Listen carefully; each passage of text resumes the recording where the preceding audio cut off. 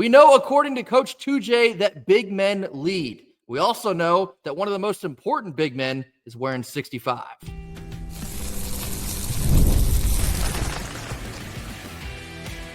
You are Locked On Wolfpack, your daily podcast on the NC State Wolfpack, part of the Locked On Podcast Network, your team every day.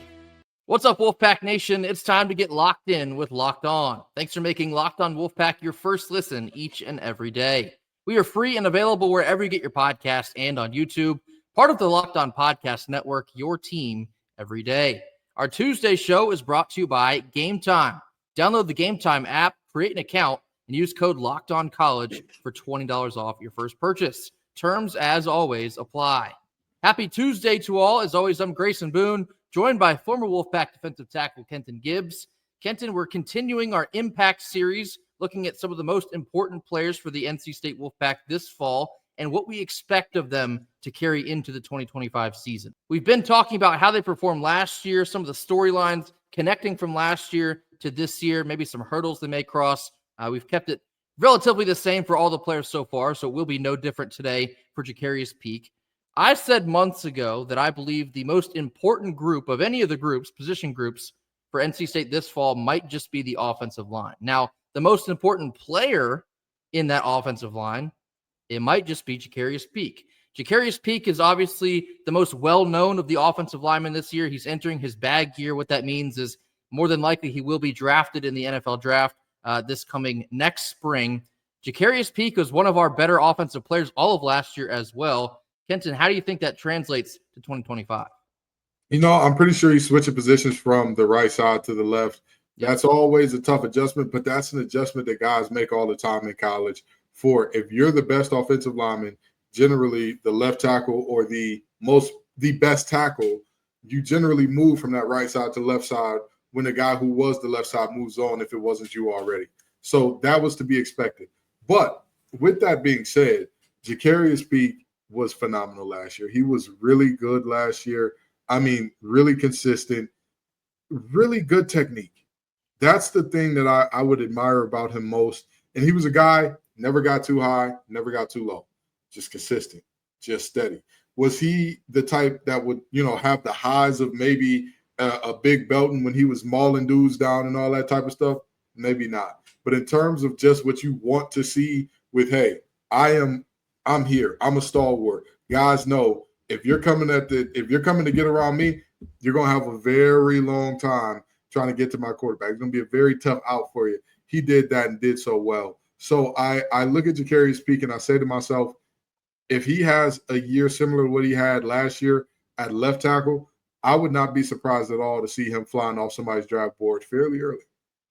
I don't mean to put anyone else on blast when I say this, but it just felt like anytime last year we did have struggles with the offensive line, whether that was in pass block or run block, it wasn't really ever Jacarrius Peak that we were pointing out, man, Peak missed that one, or another flag on Peak. It was virtually never Jacarrius Peak. Now, of course, every offensive lineman is going to have their moments, but he was the most consistent in doing it correctly each and every snap. And to that point, he was our highest graded offensive player out of everybody, according to PFF. He had a grade of 81.7. That actually ranked 12th nationally of all the tackles in college football and number 1 in the ACC. He also ranks second on the team in pancake blocks, which has become affectionately known from NC State football. They put the little the Tuffy sticker on the bottles of Aunt Jemima syrup. He was second on the team with 45 of those pancake blocks, getting it done when it truly mattered. But as Kenton said, he is switching positions from right tackle to left tackle. How do you think that might pose some issues for him this season? I mean, I think that, number one, teams generally put their best rusher on quarterbacks' blind sides. And a lot of people think that it's like some grand conspiracy to hurt quarterbacks or something like that. No, you just have to think about this logically. If there is a guy that I know is a specialist at getting two passers, why would I have him in a spot where the quarterback can see him coming directly at his face, right? As opposed to, you can hear a guy, sure, but it's tougher to react to that, especially if it's a 50,000, 60,000 fan environment. Everybody's going crazy and whatnot. There's nothing you can really do there. So he's going to face a different level of rusher than he perhaps did last year. Because again, I'm not saying he didn't face good competition last year, but that left side is reserved for, hey, we want the best of the best over here. And so, he's going to have to deal with that. Now, other than that, I really don't see too much. Yes, the technique is a little different because you're obviously switching legs that your initial kick step is done with.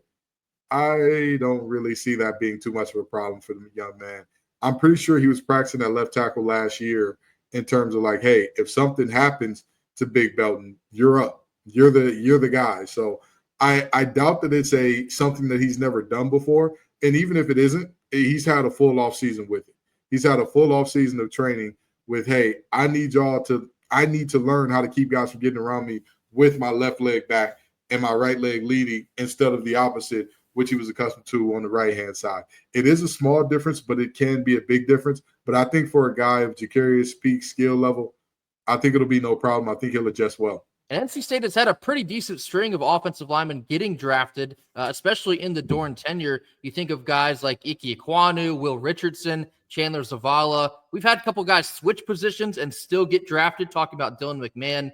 It really just feels like Jakarius Peak is just the next in line to get his chance to hear his name called across the NFL draft stage, and another season of the same and possibly even better consistency than he had last year. It feels like that will almost surely get the job done for him.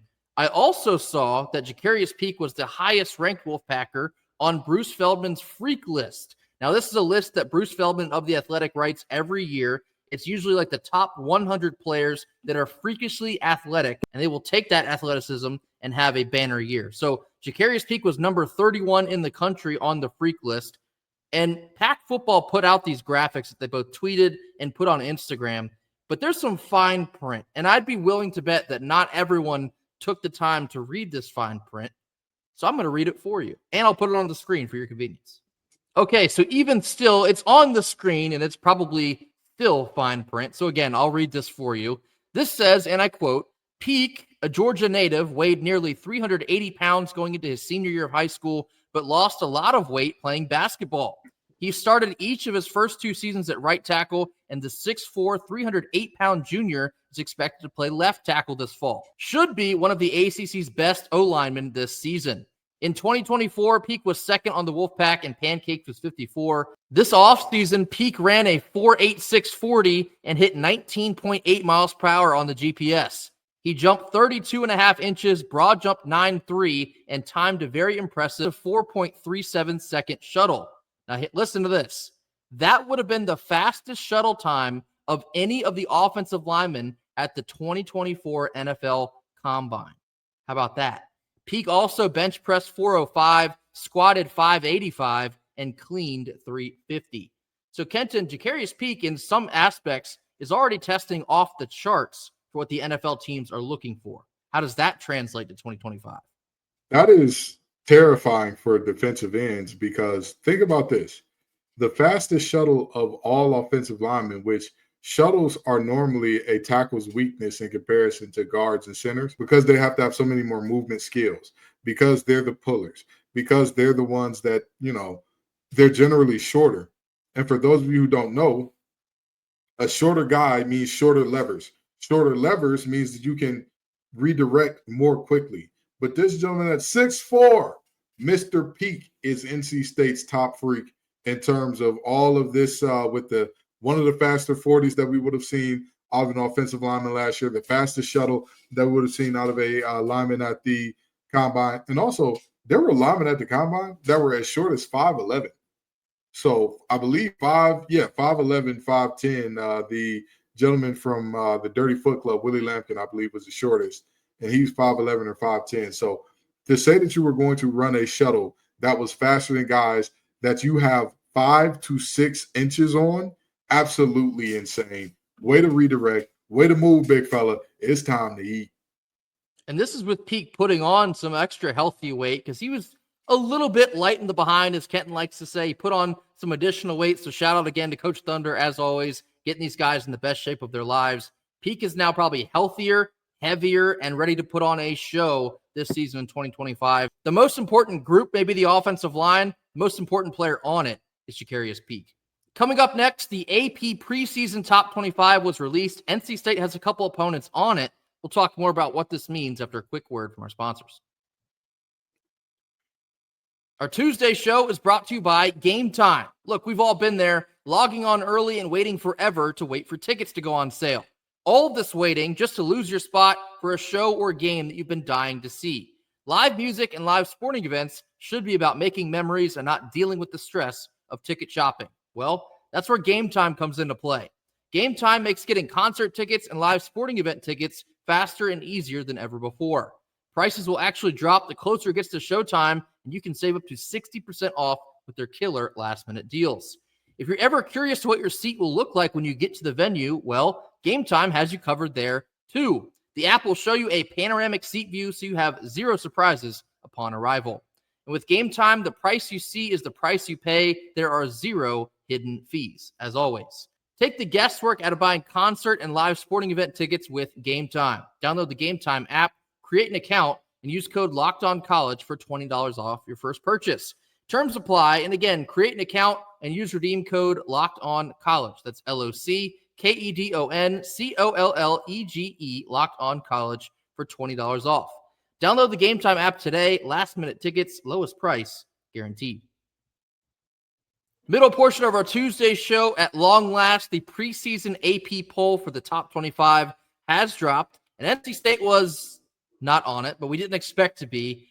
The main point here is, if you're looking at NC State's schedule, you'll notice that we only play 2 of the top 25, and both are on the road. Number 6, Notre Dame, and number 10, Miami. Now, both of those are also later in the season. Notre Dame is roughly the midpoint of the season. Miami's in the back half. So NC State has their work cut out, obviously. Those are 2 tough road environments. I expect both teams to be pretty tough regardless of their full potential. I'm going to go ahead and say this, Kenton. I think both Notre Dame and Miami are overrated a little bit. I have questions for both teams about the quarterback position. I'm a very outspoken Carson Beck doubter. And for Notre Dame, they still currently don't know who their quarterback is. And if you have 2 quarterbacks, you don't have 1 quarterback. And if you don't have 1 quarterback 2 weeks before you kick off, that smells like disaster to me. Absolutely. But I believe it was the Beatles that said, all you need is love. And they've got Jeremiah Love in that backfield. I think that he's enough to beat a lot of teams. Him and that offensive line are enough to beat a lot of teams in the nation. Hopefully that's not the case for NC State, and either Carr or his counterpart have to make plays to get them that win. But you know what I found to be very interesting, Grayson? For each of like the last, I want to say at least 5 years or so, there has been a team that started off in the top 10 and finished unranked. Is it possible that one of those 2 is on our schedule? Who knows? Could be. Who knows? I wouldn't be upset if it's like, oh, well, they came into the season top 10, but then the forward pass got a little too difficult. Oh, they came into the season the top 10, and then, oh, look at that. Tommy John surgery took your quarterback's arm away. You know, it's like how Ursula gave the Little Mermaid legs, but took her voice. You know, we'll give you $4 million, but that arm is come with us, buddy. You know, it's a situation where both of these teams are going to be very good, and they are tough matchups for NC State because their strengths are built to exploit a potential weakness of ours. One thing that I've talked about a lot in terms of what NC State needs, good edge rushers, but not only good edge rushers, good edge setters. And I'm not sure that we have them at the level to compete with a CC Mauinoa right now. And if that's the case, how do you stop an outside zone if your defensive end is getting reached with ease? How do you stop power if when they combo up, you know, if anybody other than Brandon Cleveland or Travali Price is taking on that double, they're getting washed way out the way. Not saying that this will happen. I'm not saying that this is a guarantee. I'm just saying it is a concern, and it is one of those things that, again, both of these teams, Notre Dame is known for offensive line. That's what they do. They are the Wisconsin of the 2020s because that's who they've been. That's offensive lineman you. So both of those teams both of those teams present difficult matchups in that regard. But I don't think that either team is so good. It's like I don't see the path to beating them because I'll be quite honest. If Clemson was on our schedule this year, if somebody told me, hey, Ken, armchair coach this, what's the game plan? I have no clue. I had their host, the host of Locked On Clemson, Morgan Thomas, on and asked him, what's Clemson's biggest position battle? What's their biggest struggle right now with all of the talent returning? And this man said to me with a straight face, our punter position. So the key to beating Clemson, get their punter on the field, I guess. That's actually a great answer. Shout out, Morgan. You know, like that. So again, Notre Dame and Miami, there's both a pathway, even right now, to saying, hey, if you say, I'm dedicating everything, I am selling out to stop the run, both of y'all beat me in the air. Get that ball out there, and we'll see what happens. You know, I think that you'll be okay. I don't think the same thing about some of the other teams on this list. So, you know, it'll be interesting to see. I'm glad you brought up Clemson because that is the perfect segue into the overall reason I wanted to talk about this today. So, Clemson obviously is preseason number 4. We don't play Clemson this year. As odd as that is, the Textile Bowl will not be played in 2025. And for NC State, this is a little bit of a sucker take, but might not be the worst thing in the world. So Clemson is going to be really good. I surely predict that they will win the ACC. We don't have to see them. We do play Notre Dame. We do play Miami. And then you look at the rest of these 15 teams here. You see SMU at 16. They're in the ACC. We don't play them. And then, yeah, that's it. So then you turn the page to this guy right here, the NC State football schedule.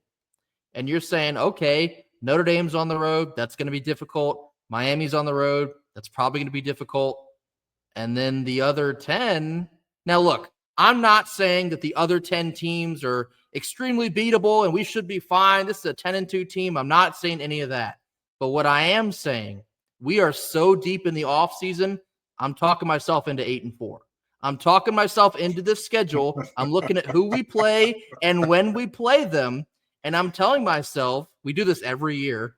I'm telling myself, if NC State can handle their business, if they don't beat themselves, if they execute at a high level, they don't make a ton of mistakes and harm themselves in the third and fourth quarters, I see 8 wins on here.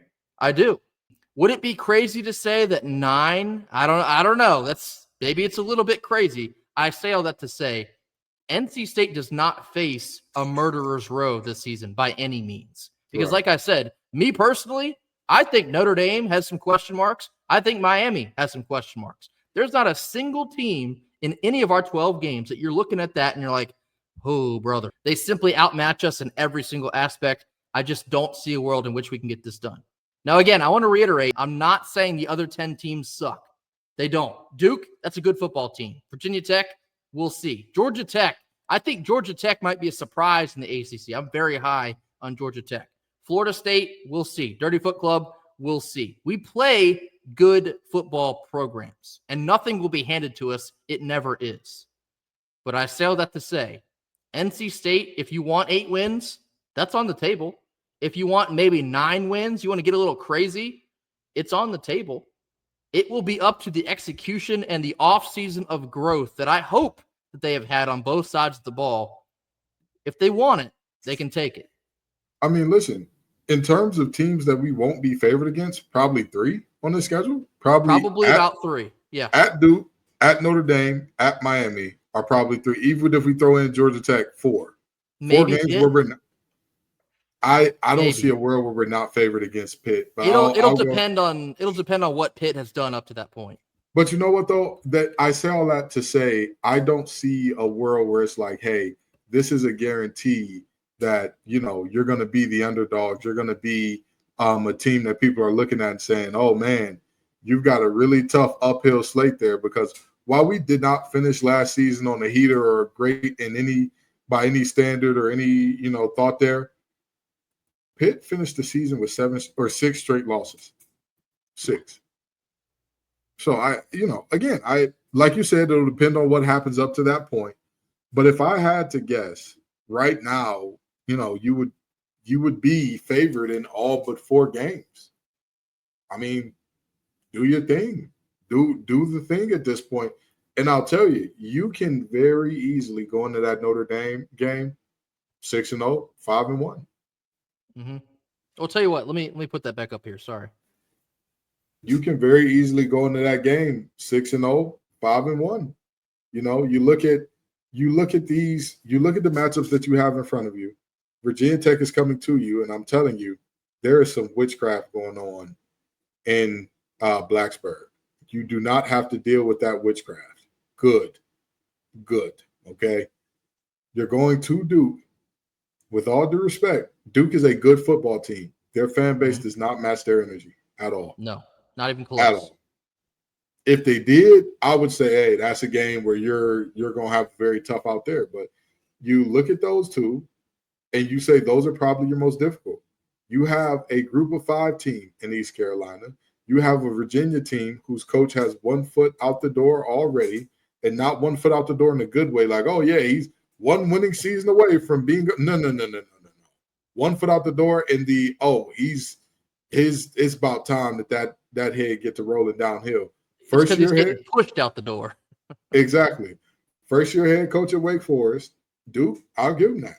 That's a good team. But even going on the road is 30 minutes away, number one. Number two, that is a stadium where they will not pack it out. I have seen this with my own 2 eyes. Undefeated, primetime game day there, them in Notre Dame. That stadium was not full. You got Virginia Tech at home after that, and then Campbell. With all due respect, Campbell needs to be a free space. Virginia Tech, It could go either way. I think Duke and Virginia Tech are the only 2 teams here that I would say I can live with a loss to. Potentially, I could live with a loss to. And so even if you lose to both, that puts you at 4-2 headed down this backstretch of the schedule. I think that's a good space to be sitting at. With this schedule that you got coming up, 5-1, 4-2, maybe even a 6-0, that's a great space to be sitting at. So all in all, the way that they get this thing started, that will matter immensely to what they do down the stretch. There's a lot of opportunities there. We'll see. I'm not trying to talk you into 12-0 or 16-0 or possibly even 9-3. But just look at the schedule. Look at who we play. I'll let y'all handle the rest of the arithmetic from there on out. Coming up next, there's a very peculiar situation out west. The Pac-2, which only has 2 teams in it, they're going to play each other twice. What do we think about this? Could the ACC see something like this? More on this after a quick word from our sponsors. Last couple minutes of our Tuesday show. Very interesting situation for the Pac-2 way out west. Oregon State and Washington State. I mean, this was, I guess, re-announced on Monday evening. The official announcement came way back in October, but the Beavers and the Cougars will be playing each other twice this year. It'll be a home and home, an interconference home and home. Now, this is not something we've seen much of, if ever. I'm sure it's happened before, probably way back in the past. But with the deconstruction of the Pac-12 just 2 years ago, it left Oregon State and Washington State kind of in no man's land. They're, I guess, somewhat independent, even though they're still clinging to the Pac-2 as it is now. There's an article on ESPN. In this article, it says, after the Pac-12 collapsed last year, Oregon State and Washington State entered into a scheduling agreement with the Mountain West that added 6 Mountain West opponents to their schedules for this season. However, when talks to extend the agreement with the Mountain West broke down in August, this outcome, this home and home outcome, became much more likely. And then back in October, they announced it will be official. Oregon State and Washington State will play each other twice, once in the beginning of November, once at the end of November. Kenton, what are your thoughts on this? I think I don't like it. I'm just going to be honest. I think it's a real shame that their conference fell apart the way it did, but you couldn't find anybody else. You only get 12 games. In the NFL, when you had 16, understandable. Maybe even 14, understandable. But when you only have 12 opportunities, do not spend 2 of them playing the same team. Something about this just feels odd, because if you talk about playing a team twice, right? Even if you say, well, this is your biggest rival, which they are not each other's biggest rival, but even if you were to say, this is your biggest rival, I want to play them twice. Okay, fine. But then that takes away, you have a certain amount of conference games guaranteed and slated. So one of those will be a conference game. One of them will not be. What does that mean? You know what I mean? And in this situation with the 2-pack or the Pac-2, rather, you've got two teams that conference record really doesn't matter because, like Grayson said, they are, for all intents and purposes, independent. I don't like it. You could have scheduled somebody else. You could have found somebody in your area that, like, hey, let's line it up. Let's go ahead and get this thing done, as opposed to playing each other twice. Part of me definitely thinks it's lame because exactly what you just said. How do you not just find someone else to play? Like, you couldn't find anyone else to play to avoid playing the same team twice. But then I thought more about it, and I remembered, like, being in school this is way back, like 2016, 2017, getting so pissed off that we'd lose to Clemson, but we'd be so close to beating them. And it's like, man, if one play went differently, one drive went differently, but you lose and you don't get another chance at them for another 365 days. And that used to drive me insane. So thinking about this now, think, like, hypothetically, if this were to happen in the ACC, like, let's say we do play Clemson twice in one season, one down there, one up here in Raleigh. I don't hate that idea. I think it could be very interesting. I mean, unless they beat our brains out twice, then probably not much fun for us. But it's a very interesting situation that I will be intrigued to see if this gets implemented else. What if they break down into divisions, kind of similar to the NFL? Like, what if you have a 4-team division, the ACC conference, and it's like us, Clemson, Dirty Foot Club, and Duke, just random 3. What if we play each of those teams twice? That's probably too much. I'll have to rethink this. But long story short, there's a whole lot of rethinking how this conference realignment stuff and the scheduling stuff, it's all going to continue to be mixed up and probably make a lot of people upset. But this instance of the Pac-2 playing each other twice, I don't think this is the tip of the iceberg. I think there's going to be much more of this to come. Grayson, do you know I just did the thumb lick thing there? This one right here. You know I just did that? Pages over there. Turn the damn page, okay? You lost the game. Turn the page. Move on. Move on. I don't need get back in terms of football because, again, this is a gladiator sport. You're only going to get so many opportunities at this before your bodies fall apart, in essence, okay? It's like when people ask, why doesn't the NFL have an 82-game season?